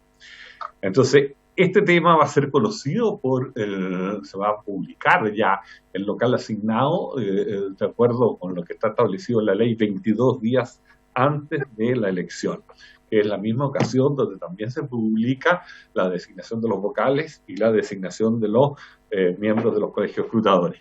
Por consiguiente, nuestra campaña va a tener toda la fuerza en esos últimos 22 días antes de la elección, llamando, ¿no es cierto?, a los locales a revisar sus datos para que sepan dónde tienen que votar, y el local y mesa, y desde luego al mismo tiempo llamarlos a votar y a firmar la condición de obligatorio del plebiscito. El Servicio Electoral ya realizó una campaña en abril, ¿ya? Fue una campaña importante a través de todos los medios, que también obviamente llamó a votar y a cambiar a la condición de obligatorio del plebiscito, pero esa estaba enfocada a modificar los domicilios electorales. Fue una campaña exitosa desde que se abrió el registro electoral el 1 de enero hasta el 1 de mayo que se cerró. Recibimos cerca de 1 millón de cambios de domicilio, ¿ya? Nunca en la historia habíamos tenido en tan corto tiempo una cantidad tan grande de domicilios. Eso es lo que les puedo informar respecto de la campaña. El contenido está en preparación y lo va a revisar desde luego el Consejo Directivo que tengo el honor de presidir. Respecto de la propaganda para el plebiscito y sus normas, es conveniente informar que aquí aplica, aparte de disposiciones permanentes de la Ley de Votación y Escrutinio en relación a la propaganda, ¿ya?, aplica la disposición transitoria 42ª de la Constitución, que se hizo especialmente, no solo para el plebiscito del año 2020, sino que también aplica completamente para este plebiscito, digamos, ¿ya? Esas normas son muy claras en señalar que no se entiende como propaganda electoral la difusión de ideas efectuadas por cualquier medio, incluidos los digitales, o comunicaciones a través de páginas web, redes sociales, telefonía, correos electrónicos, ¿ya?, realizadas por personas naturales en el ejercicio de la libertad de expresión. En este sentido, el CERVEL considera además que no debe mediar un pago por la difusión de estas ideas al medio en que se emita. O sea, entrevistas de prensa hoy día, entrevistas en televisión, en radios, a personas que dan su opinión sobre el proyecto constitucional, digamos, ya, aunque ellas digan hacia una de las dos opciones, la aprobación y el rechazo, o video, o opiniones que están en páginas web, en videos que circulan en redes sociales, en WhatsApp, etcétera, no constituyen propaganda al tenor de esta norma, ¿ya?, toda vez que son opiniones personales, se está ejerciendo la libertad de expresión y no es una publicidad pagada para que el medio correspondiente la emita, ¿ya? Si procediera a pago, sí lo sería. Ahora, la ley, por otra parte, entiende como propaganda electoral todo evento o manifestación pública, importante, manifestación pública, y la publicidad radial escrita en imágenes, en soportes audiovisuales y otros medios análogos, siempre que induzca a apoyar alguna de las opciones sometidas a plebiscito. También la publicidad en Internet y en redes sociales. La publicidad que estamos hablando es esencialmente pagada, cualquiera que sea el medio en que se emita. No así las manifestaciones públicas, que obviamente no son publicidad. ¿Quiénes pueden hacer propaganda? De acuerdo a esta 42ª transitoria de la Constitución, son los partidos políticos, las organizaciones de la sociedad civil y los parlamentarios independientes, que se inscriban en el servicio electoral indicando la opción que apoyarán, ¿ya? La inscripción se habilitará, de acuerdo a esa misma norma, desde la fecha de publicación del decreto presidencial que convoca el plebiscito constitucional y por un plazo muy corto, 3 días. Las entidades se tienen que inscribir, ¿ya? Partidos políticos, organizaciones de la sociedad civil y parlamentarios independientes. Los partidos políticos pueden inscribirse en las dos opciones, en cuyo caso se reparten en los límites en función de los parlamentarios que se declaran para una u otra. Las organizaciones de la sociedad civil deben ser sin fines de lucro y cualquiera, o sea, sin fines de lucro, y cualquiera sea su estructura y denominación, pudiendo no tener personalidad jurídica, en cuyo caso deberán identificar al CERVEL al menos 2 de sus integrantes, ¿ya? No puede haber un solo integrante que haga una organización de la sociedad civil, le exigimos como mínimo 2. Esta inscripción los habilita tanto para recibir aportes como para efectuar campaña y propaganda, ¿ya? ¿Ah? Si no está inscrito, obviamente hay una infracción y no tiene el derecho a la propaganda, ¿ya? Todas estas organizaciones, ya sea partido político, organización de la sociedad civil y los parlamentarios independientes, pueden a su vez formar comandos, ¿ya? Estos comandos los declaran al inscribirse, si se inscriben solos, pues comando. Y pueden actuar conjuntamente, ¿no es cierto?, en hacer la campaña, digamos, respectiva, y ahí suman sus límites que vamos a ver a continuación. La propaganda, en todos los casos, se puede hacer desde el 60º día y hasta el 3er día anterior al plebiscito. Estamos hablando del 6 de julio y hasta el 1 de septiembre. Esas son las fechas, ambos días inclusive. La propaganda se puede hacer por medio de la prensa y la radio, en aquellos que previamente registraron sus tarifas en el servicio electoral. Se puede hacer por activistas o brigadistas en la vía pública, mediante el porte de banderas, lienzos u otros elementos no fijos que identifiquen la opción y la entrega de material impreso o otro tipo de objetos informativos. Se puede hacer en los espacios públicos, como en plazas, parques y otros espacios que estén expresamente autorizados por el servicio electoral y con letreros no mayor a 2 metros. Los lugares habilitados serán publicados y georreferenciados por el servicio electoral. Y también se puede hacer en espacios privados, mediante carteles, afiches y letreros, siempre que medie autorización escrita del propietario del inmueble y que se encuentra en donde está, y que la dimensión de esta propaganda no supere los 6 metros cuadrados totales. Y se puede hacer propaganda electoral por medio de plataformas digitales, digamos, ¿ya? Pagando principalmente en aplicaciones de Internet. No se puede hacer propaganda fuera de los plazos establecidos, en bienes de propiedad privada destinados a servicios públicos o localizados en bienes de uso público, tales como vehículos de transporte pasajero, paradas de transporte público, estaciones de ferrocarriles o de metro, postes de alumbrado, de tendido eléctrico, telefónicos, de televisión u otros de similar naturaleza. No se puede hacer publicidad aérea mediante aeronaves de cualquier tipo u otros elementos que se desplacen en el espacio aéreo. Y la que, pese a ubicarse en un lugar autorizado, destruye, modifica, altera de manera irreversible los bienes muebles que allí se encuentran. No se puede hacer propaganda en cinematógrafos y salas de exhibición de video, en servicios limitados de televisión y los canales de televisión de libre recepción, donde solo podrán transmitir la franja electoral en los términos regulados por la ley y de conformidad a las instrucciones del Consejo Nacional de Televisión. Es importante mencionar que esta disposición 42ª fija los límites electorales. Para los partidos políticos, cada una de las opciones, ya sea apruebo o rechazo, tendrán un límite máximo ya de gasto electoral de 75.869 UF, que son aproximadamente 2.500 millones de pesos. Este límite de cada una de las opciones, un límite para el apruebo y otro para el rechazo, se reparte entre los partidos inscritos en cada opción en base a la votación de diputados del año 2021. ¿Ya? Y se toma la votación de los partidos que quedaron inscritos en ella y la votación de los otros. En el caso de que un partido se inscriba en las dos opciones, cosa que puede hacer, se reparte su votación en cada lado en función de la proporción de diputados que declaran para una u otra opción. Las organizaciones de la sociedad civil tienen un límite aparte para cada una, que es de 455 UF aproximadamente. Eso equivale a alrededor de unos 150 millones. Estas cifras se van a afinar con la UF del día que nosotros la conozcamos, cuando emitamos la resolución después de publicado el decreto que convoca plebiscito. Y para los parlamentarios independientes, en cada opción le corresponde un límite que es igual al del partido político que tiene menor límite que está participando en la opción. Los aportes de las campañas.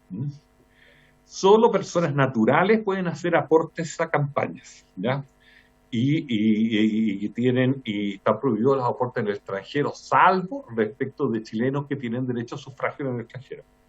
¿Ya? El aporte que puede hacer una persona son 500 UF a la campaña para los partidos políticos, a todos los partidos políticos juntos. 500 UF para las organizaciones de la sociedad civil, a todas juntas. Y 600 UF para los parlamentarios independientes. En total, una persona natural puede aportar como máximo 1.060 unidades de fomento. ¿Ya?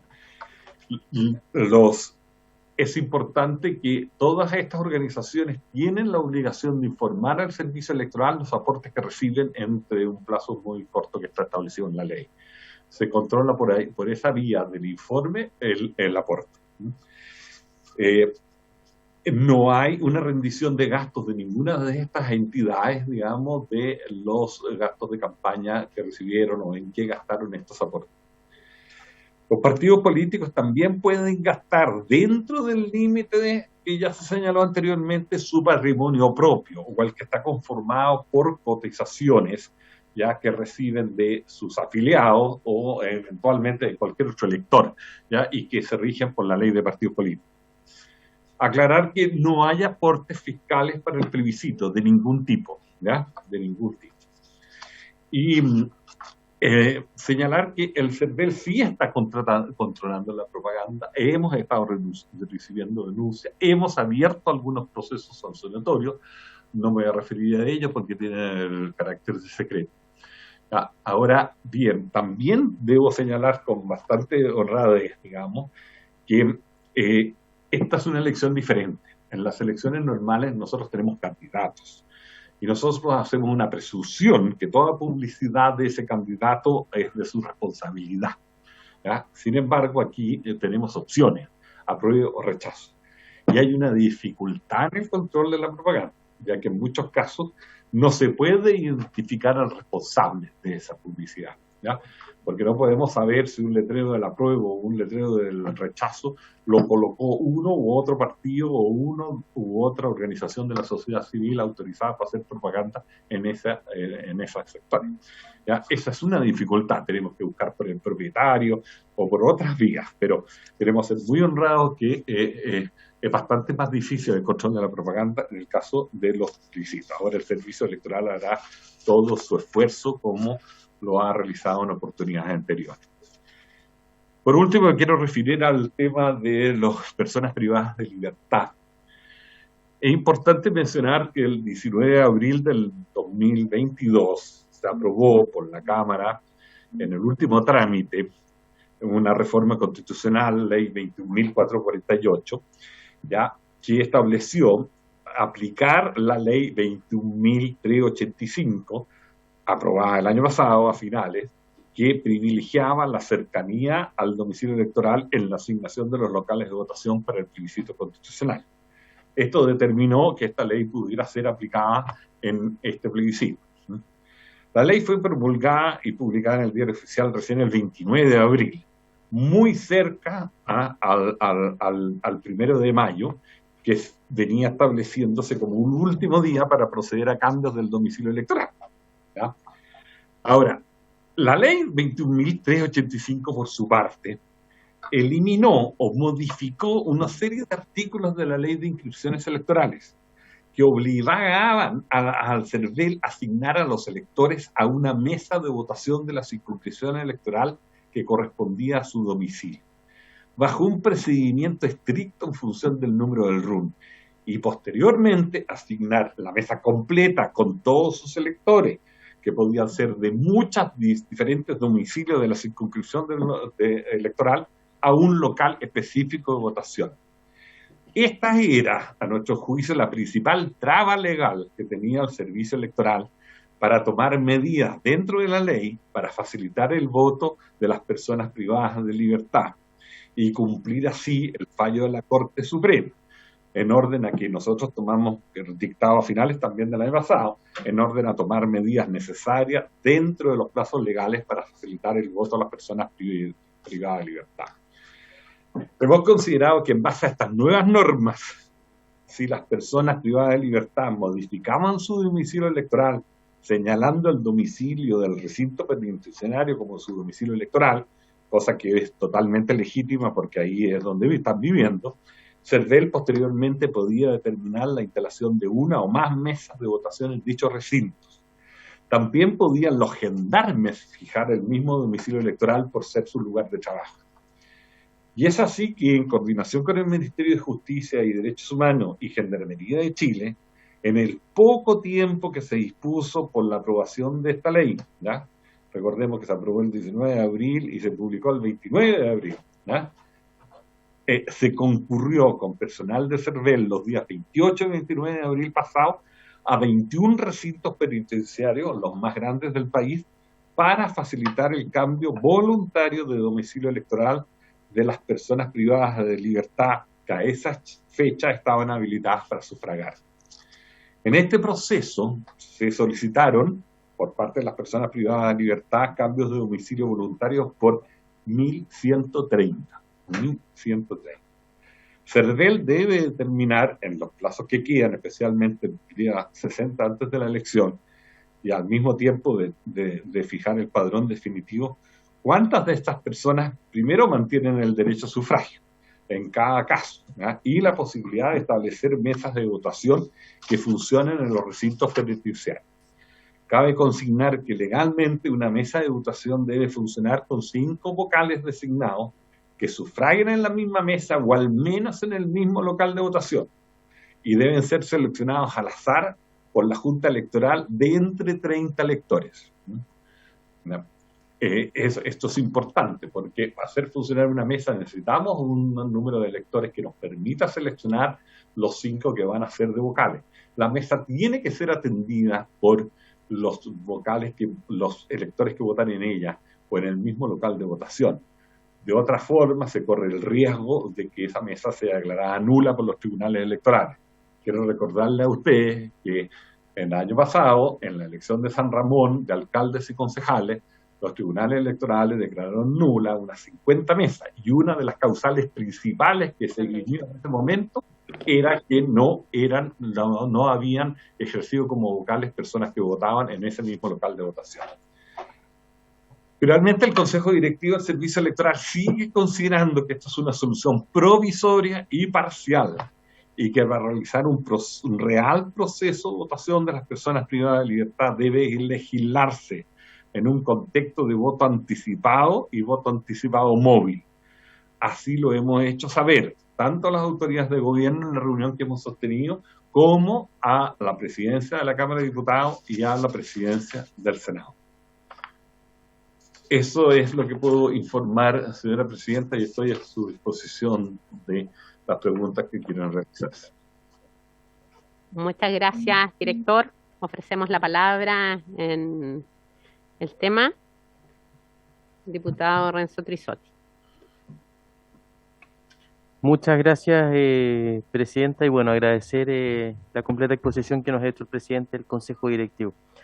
Tengo dos preguntas. El presidente fue muy enfático en que todavía no ha partido la campaña, todavía que faltan algunas tramitaciones, pero me gustaría poder saber dentro de qué ítem o dónde podríamos encasillar las guías del estudiante de enseñanza que ha emitido el CERVEL a los distintos ciclos, donde cuando hace uno un análisis de lo expresado en esos documentos, se habla únicamente de una opción, se marca solamente una posición de aprobación, y además se califica como un hecho histórico lo mismo en una especie de juegos o de ruletas que forman parte de estas campañas hacia los estudiantes, lo cual ha sido calificado directamente como un intervencionismo, donde además se perdería la ecuanimidad, la imparcialidad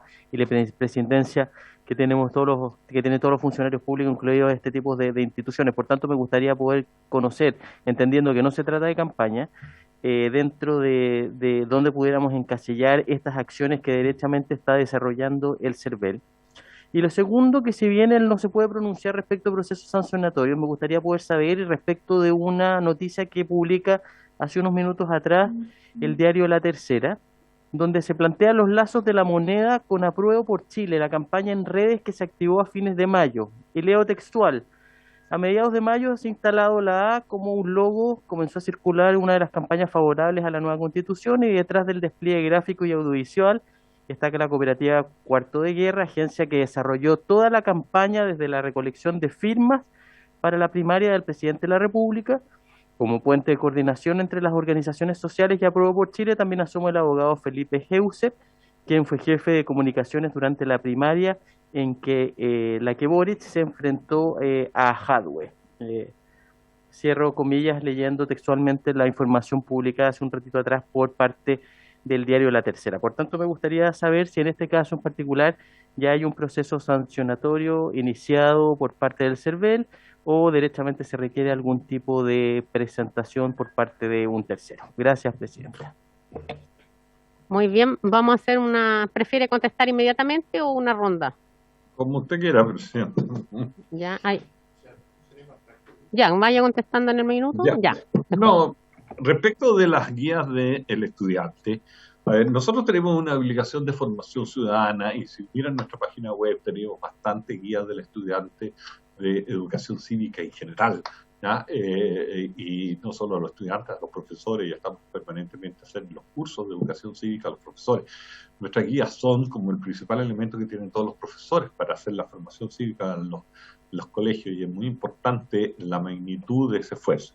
Ahora, también se hicieron guías informativas sobre el plebiscito, preparadas por esta misma área de formación ciudadana.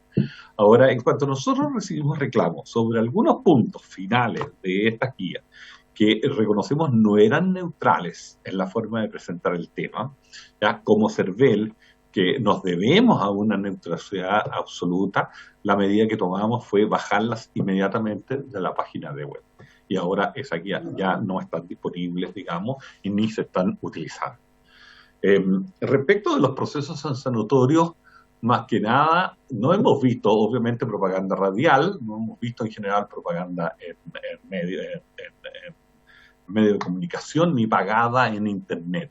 ¿Ya? Hemos visto, sí, muchos videos que circulan en Internet no pagados y que reflejan las posiciones personales que, en nuestra opinión, no constituyen propaganda, tanto relacionadas con el apruebo como el rechazo. Básicamente hemos estado investigando si propaganda en actividades de vía pública. Esas están prohibidas claramente hasta que no parta la campaña. Perdona, las opiniones personales no son propaganda ni antes ni durante la campaña, los 60 días antes de la elección, en ninguno de los dos casos. Ahora, hay propaganda, actos de propaganda que tienen que ver con reparto de volantes y banderazos, etcétera, en vía pública, y eso sí estamos siguiendo algunos procesos sancionatorios sobre la materia. Respecto de lo que me dice apruebo por Chile, yo no tenía antecedentes, no sé qué está, hay que ver la denuncia, no sé si eso es una preparación para una campaña futura que no está ejecutándose o simplemente páginas web que dan opiniones personales. Pero si hacen la denuncia, por supuesto que la vamos a investigar. Muy bien, gracias, diputado Kaiser. Muchas gracias, señora presidenta. Mi consulta iría en dirección al gasto que se está haciendo por parte de la convención. Son varios cientos de millones de pesos para mejorar la imagen de la convención. Esto tiene un impacto electoral, esa es la primera pregunta. La segunda pregunta va de la mano del gasto que ha decidido el gobierno para una supuesta campaña informativa que era tan neutral como la de aquella campaña informativa del CERVEL que fue retirada. Y la pregunta es si en ambos casos se está chequeando efectivamente, uno, la neutralidad del material que supuestamente solo informa. Y en segundo lugar, en el caso de que se llegue a la conclusión de que se violan los estrictos principios de neutralidad que se exigen al Estado en estas materias, si se han hecho algún tipo de acción judicial o, ¿cómo se dice? Sancionatoria contra los responsables. Gracias. A ver, en el caso del video informativo del gobierno, se trata de un video sobre los diferentes procesos constitucionales que han existido en Chile.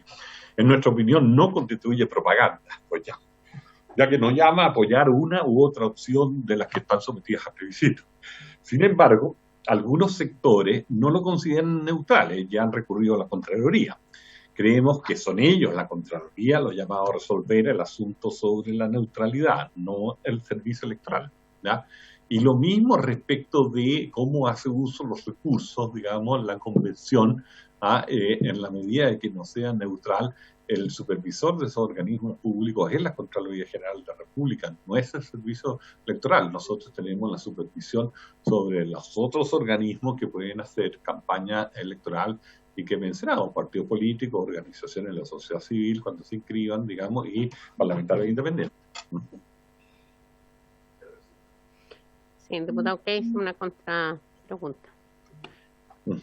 Señor director, disculpe, pero si no es el CERVEL el organismo indicado para establecer cuando algo es propaganda electoral o no, entonces ¿cuándo? O sea, sin querer ser demasiado agresivo en esta materia, pero el CERVEL es el órgano especialista para determinar si algo es propaganda electoral o no lo es, no la Contraloría. Es decir, no se pueden lavar las manos en esta materia, y el material que utilizó el gobierno no estaba muy lejano en su composición de lo que fue el material que utilizó el propio CERVEL y que ustedes retiraron por no ser neutral. Sí, correcto. Entonces, señor director, está bien que se traten de pasar la pelota, pero no tanto. Por su intermedio en la mesa. Por su intermedio, señora presidenta, está bien que se pasen la pelota, pero no se pongan pelea para la cuestión. Señor director. No, claramente lo del gobierno no lo consideramos una propaganda electoral. Hace una descripción básicamente de cómo se han hecho las constituciones en Chile en el pasado. Esa descripción obviamente puede terminar siendo, en opinión de algunos, favorable y no neutral respecto de otros y del tema, etcétera. Lo entendemos, pero nosotros no somos el organismo dedicado que va a enfocar la neutralidad en los actos del gobierno. Eso está entregado por la legislación a la Contraloría, y los reclamos sobre las actuaciones de la Contraloría en campaña en todas las elecciones, y no solo en esta, han sido materia de la Contraloría, que ha emitido a su vez sus dictámenes al respecto. Por tanto, digamos, es un tema de opiniones no neutrales, pero opiniones, digamos, no propaganda electoral. Lo mismo pasa con la Convención. La Convención todavía sigue discutiendo normas y sigue llamando a una serie de organismos a opinar sobre las normas. Recién a todos los organismos, incluido CERVEL, nos llamaron a dar una opinión sobre las normas transitorias. Obviamente esas opiniones, digamos, no constituyen propaganda, digamos, a pesar de que puede gustarle a un sector u a otro la opinión que se dé por distintos organismos. Bien. Gracias, director. Presidente, perdón. La última pregunta, diputado Keise, ¿ya? Sobre este tema, de todas maneras. Sí, no, voy en otra dirección. Señor director, en cuanto a lo que va a ser la elección, que se nos viene encima, y dado que lo tengo a tiro de cañón, como se dice, por su intermedio, señora presidenta, la consulta es absolutamente imposible colocar el huellero digital para la elección. Es logísticamente imposible que la gente utilice dicho huellero, que nos están exigiendo con mayor o menor razón para tener un punto más de garantía respecto de lo que sea la transparencia de la elección. Muchas gracias, señor director. Bien, director. A ver, el tema del huellero y la huella, yo he visto diferentes planteamientos al respecto. He visto campañas que diga que vuelva la huella en el voto. Nunca una huella estuvo en un voto. Ese voto dejaría de ser personal y secreto. Desde el año 52 o 50 y tanto en Chile tenemos el sistema de cédula única de votación y nunca se le ha puesto huella digital a esos votos, ¿ya? Solo se firma por el presidente y el secretario después de haber sido cortadas las colillas, digamos, depositado en las urnas. ¿Ya? La huella no se dejaba tampoco en el padrón en el pasado, desde el año 88 en adelante, hasta el 2012, que fue el cambio, ¿ya? Sino que las personas firmaban en el padrón respectivo, solo ponían huella digital a aquellas personas analfabetas que no sabían firmar, ¿ya? Lo cual ha ido bajando sustancialmente en el país, digamos, ¿ya? Ahora, sí existía más bien una tinta indeleble, que las personas se marcaban una tinta indeleble para controlar que si volvían a llegar a votar, digamos, al mirarle el dedo ya habían votado. Ahora, esa tinta indeleble demostró no ser indeleble, que se podía borrar.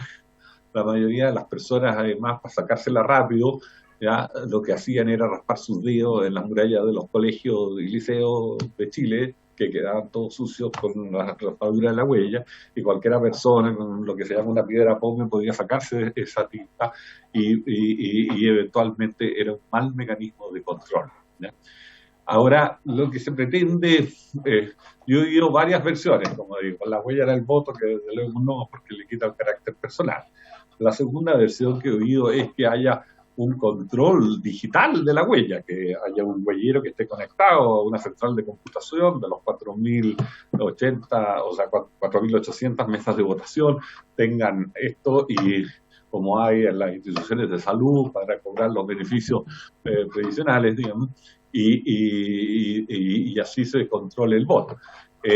Obviamente ese es un mecanismo que es interesante, pero es mayor, es un asunto que requiere tener computadores en todas las mesas de votación. Tendríamos que cambiar el esquema de los vocales porque tendríamos que tener gente entrenada manejando esos computadores, y es una reforma electoral que yo no me niego a discutir, digamos, pero obviamente no la podemos implementar para este plebiscito, ¿ya? Introducir tecnología a la mesa de votación, que sea control por huella, que sea voto en pantalla, digamos, voto impreso por la misma mesa, por el mismo computador, es una facilidad. No hay acuerdo en Chile, no tengo acuerdo en el Consejo Directivo, hay algunas personas que se oponen a ese tipo de mecanismos. Los tiene hoy día las democracias más grandes del mundo, eso sí, lo tiene Brasil, lo tiene la India, lo tiene Estados Unidos, digamos. Europa es muy ajena a ese tipo de medidas. Es una bonita discusión, pero para entrar, pero obviamente imposible de implementar para plebiscito. Ahora, lo otro que se dice es que queda la huella en el padrón para comprobar que la persona posteriormente no vote 2 veces. El problema es ¿quién revisa un padrón? La última elección fueron 8.300.000 electores que votaron. Imaginémonos 10 millones. ¿Quién revisa esos padrones y en qué momento lo hace? El Tribunal Calificador dispone legalmente de un mes, 30 días, para hacer el escrutinio, calificar la elección y proclamar la opción ganadora. ¿Quién tiene la capacidad de revisar huellas digitales para ver duplicidades en ese periodo de tiempo? No es un mecanismo que puede ser muy efectivo para realmente controlar posteriormente. Ahora, esto ha surgido de acusaciones falsas que yo he visto en las redes sociales. Se ha dicho que hay mesas de determinados sectores que ha votado el 100% y que no hay control de quienes votan. Eso no es cierto, no hay ninguna mesa que tenga, digamos, no hay ninguna mesa que tenga voto del 100% de los electores en Chile. Lo más que llegó son mesas de Vitacura que tuvieron una participación del orden del 82% de sus electores. Pero en ningún caso eso. El promedio de las mesas de Chile fue de 178 personas que votó por mesa, ¿ya? Por lo tanto, un fraude masivo de que llegó gente y se hizo votar a gente que no concurría no existe. Por lo demás, los partidos políticos tienen un mecanismo de control de quien vota a través de sus apoderados, ¿ya? Y tienen el derecho, fíjense, nadie lo está usando, tienen el derecho los partidos políticos de solicitar al CERVEL que nosotros le entreguemos para cada mesa una nómina de los electores que votan en ella, de tal forma que el apoderado vaya marcando qué elector votó y qué elector no votó. Ese es un derecho que tienen de control que está hoy día contemplado en la ley. Los partidos políticos, prácticamente todos, han renunciado a que nosotros le entreguemos esas listas de los electores de cada mesa para efectos del control de los votantes. Entonces, yo recomendaría que para el tema se ocupara ese mecanismo de control contemplado en la legislación, ¿ya? Y que el apoderado pueda ir identificando y claramente se va a dar cuenta al saber el nombre que la persona votó 2 veces, ¿ya? Y no necesariamente estos otros mecanismos que lo veo poco efectivos, salvo que hagamos un cambio mayor y que implique una comprobación digital de la huella, digamos. Muy bien, gracias, presidente. Diputado Yarzo. Muchas gracias, presidenta, y por su intermedio a don Andrés. Primero, ¿existirá alguna recomendación por la cual cada ciudadano pueda realizar alguna denuncia por intervencionismo o desarrollar una forma de fiscalización efectiva para cumplir la ley electoral? Eso es lo primero. Y en base a lo mismo de que estaba hablando ahora, ¿qué pasa con los descuadres de las mesas? Hubieron más de un 20% en las elecciones pasadas de descuadres, en el cual yo sé que siempre hay descuadres, pero un 20% igual es significativo, creo. Me gustaría saber qué opina al respecto. Muchas gracias, presidente. Parto por los descuadres. El descuadre hay que entenderlo, que es que en el acta que es emitida por la mesa, y ojo que son 3 actas las que salen de la mesa, ¿ah? El acta que se emite en la mesa, la suma de los valores que ahí están puestos para los candidatos no, y los votos blancos y nulos no cuadra con el total que aparece en la misma acta, ¿ya? Es un asunto que para el servicio electoral no tiene solución. Nosotros no podemos cuadrar esa acta, ¿ya? El error se produjo en la mesa, ¿ya? La mesa tiene instrumentos, los dotamos de una calculadora para que puedan votar, ¿ya? O sea, para que puedan hacer los cálculos y la suma, pero igual se produce. Aumenta muchísimo, como usted dice, en el caso de las elecciones con muchos candidatos, caso de concejales y de core, que son votos donde hay alrededor de 1000, o sea, de 100 candidatos en alguna zona, incluso se supera de repente los 100 candidatos. Hacer una suma de 100 candidatos con muy pocos valores es una suma difícil de hacer, muchos ceros y unos, digamos, porque votan 170 personas en una mesa, digamos. Entonces, es una suma difícil y ahí se produce ese nivel de 20% de descuadratura, etcétera. No así en elecciones sencillas, o como hacer este plebiscito, donde el nivel baja muchísimo de descuadratura. El CERVEL no puede cuadrar la mesa. Lo que hace a los partidos políticos en su sistema de despliegue de resultados preliminares es informarles, esta mesa está descuadrada. Y a su vez, el sistema les entrega ya también el acceso a una copia digitalizada del acta de escrutinio que nosotros recibimos. O sea, tienen el resultado por mesa y tienen el resultado, la copia digitalizada.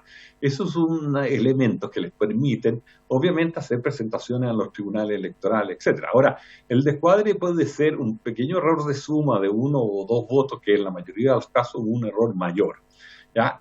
Es función, sí, del tribunal calificador el revisar estos descuadres y corregirlos. Los tribunales en general, especialmente el calificador de elecciones, vuelve a escrutar las mesas que tienen diferencias significativas en este tipo de cuadratura, y no así las menores. Y siempre utiliza un criterio de elección estrecha, no estrecha. O sea, su trabajo aumenta cuando hay casos de candidatos que estén muy cercanos. La presidencia de Joana Pérez conoce muy bien esa situación porque le tocó, ¿no es cierto?, en el año 2017 y la puede explicar, y ahí incluso los cálculos del tribunal modificaron el resultado preliminar que había entregado el servicio electoral, digamos, ¿ya? Entonces, eso se escrutan mesas nuevas y se van corrigiendo resultados, ¿ya? Ahora, obviamente, cuando las elecciones no son resultados estrechos y las diferencias son poco significativas, el tribunal, digamos, no hace mayor diferencia. Estos descuadres en general corren para los dos lados, no se puede decir que afectan o benefician a uno y perjudican siempre al otro. Son errores a la larga de suma. Ahora, yo quiero advertir que en la mesa hay 3 actas, salen 3 ejemplares del acta iguales, ¿ya? Una copia del acta va al servicio electoral en el mismo local y se digita. Con esas se hacen los resultados preliminares. Un segundo ejemplar del acta se entrega en sobre cerrado al delegado del local, designado por la Junta Electoral, que los lleva al día siguiente a las 2 de la tarde a los colegios escrutadores, donde se vuelve a hacer, se revisa todo el escrutinio del CERVEL y se va corrigiendo todos los resultados para acomodarlos al acta que recibieron ellos, no al acta que recibimos nosotros. Eso es un resultado provisorio de colegios escrutadores que sí es considerado por el Tribunal Electoral. El resultado preliminar del CERVEL nunca es considerado por un tribunal electoral para su fallo. Por consiguiente, todos aquellos que tienen la película, que hay fraude con ellos y que se puede hacer fraude, es un fantasma, ¿verdad? El tribunal nunca lo va a considerar. Y por último, hay una tercera acta que se manda por correo desde el local de votación al tribunal calificador o al tribunal regional, en el caso de las elecciones locales. Y ahí se practica un escrutinio. El tribunal calificador tiene un sistema de lectura óptica de caracteres donde los casilleros donde están marcados los votos los puede leer computacionalmente y puede de esa forma hacerse un archivo con los resultados y comienza a revisar todas las mesas con descuadraturas y diferencias y atendiendo los reclamos, escruta nuevas mesas de ser necesario hasta que llega al resultado final. Ahora, es un proceso lento pero riguroso, que demora un mes. Obviamente los resultados preliminares que entregamos nosotros tienen por objeto informar rápidamente a la opinión pública, pero no tienen valor legal de escrutinio. Los resultados del tribunal calificador sí tienen el valor legal, son los definitivos, son los que proclaman candidatos y son completamente diferentes a nosotros, no consideran para nada el escrutinio de nosotros. Ahora, ¿cuál ha sido la historia de diferencias entre ambos escrutinios? Difieren en el total de los votos emitidos en torno a 1.200 votos para un total de 8 millones. Por lo tanto, eso demuestra que ambos escrutinios han sido sumamente confiables y los resultados de los candidatos, etcétera. Pero muchas veces hay casos, especialmente en senadores, diputados y otros cargos, que las diferencias son muy bajas. Y esas diferencias obviamente las va a resolver el tribunal. Y la información que nosotros le entregamos a los partidos políticos es valiosísima. Le estamos diciendo, este es el resultado de esta mesa, este es el acta digitalizada que nosotros recibimos, usted puede comprarla. Su apoderado puede terminar su función revisando la mesa donde fue apoderado en el sistema del servicio electoral y advertirle a ustedes si hay diferencias. Entonces, la información que nosotros estamos entregando para el control es valiosísima. Además, en la última elección estamos entregando, y lo vamos a hacer en esta, un Excel, ¿ya? Que cualquier persona puede bajar con el resultado de cada una de las mesas, que puede comparar diferencias, estándares, etcétera.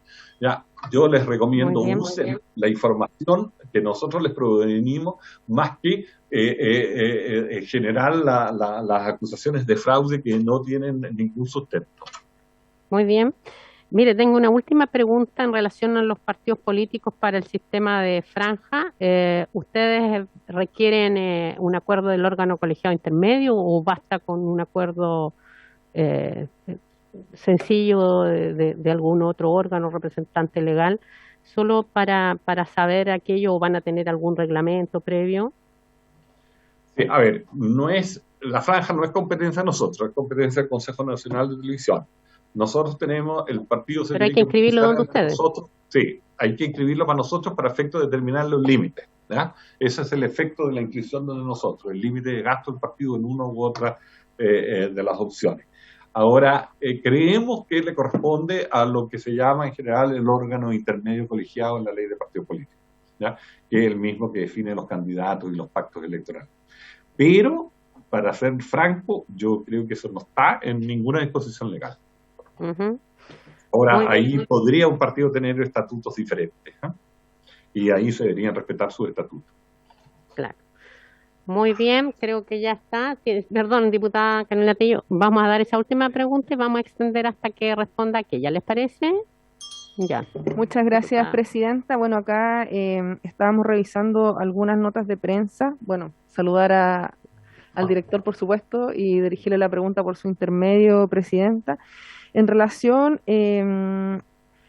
a periódicos, por ejemplo, en este caso el periódico, el Mostrador, que han salido distintas noticias en relación a propaganda en redes sociales pagada fuera del periodo de campaña. Otra dice, bueno, a 5 meses del plebiscito.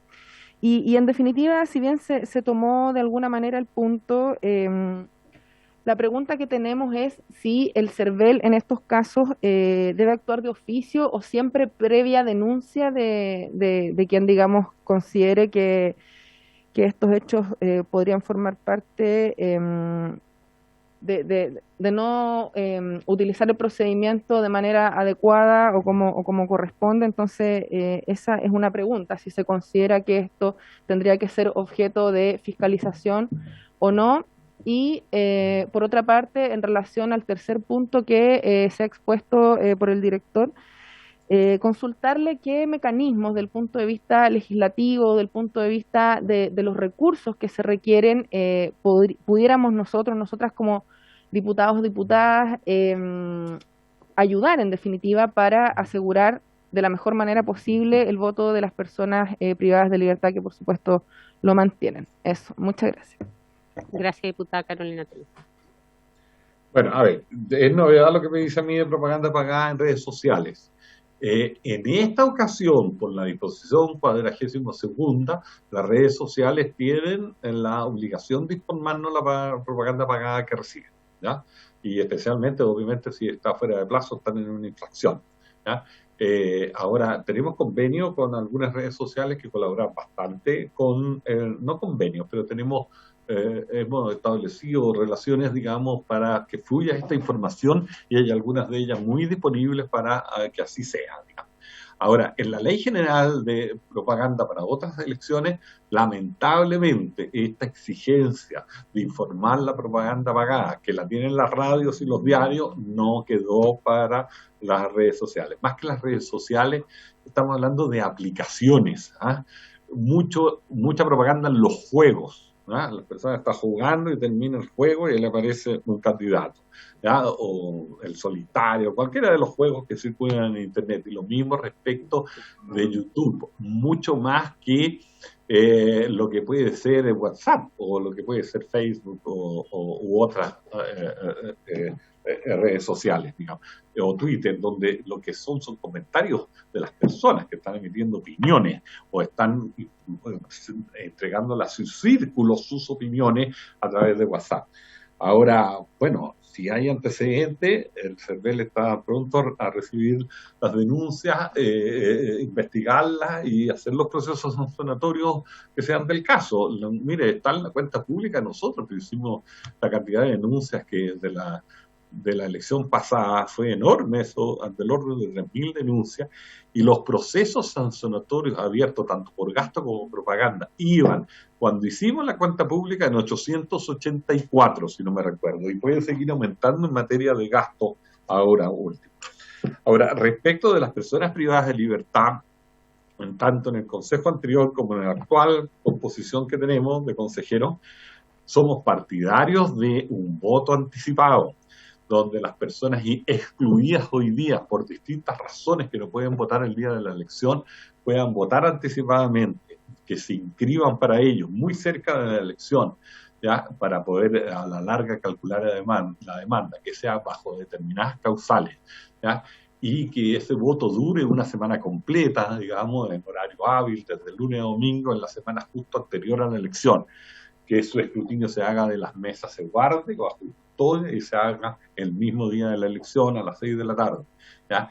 Creemos que eso puede permitir a personas que por razones de trabajo tienen que ausentarse de sus domicilios electorales, básicamente turnos, las personas que trabajan en turnos fuera de sus lugares de residencia, ¿ya? Embarcados, mineros, salmoneras, etcétera. Fuerzas Armadas, que muchas veces por custodiar los locales no pueden.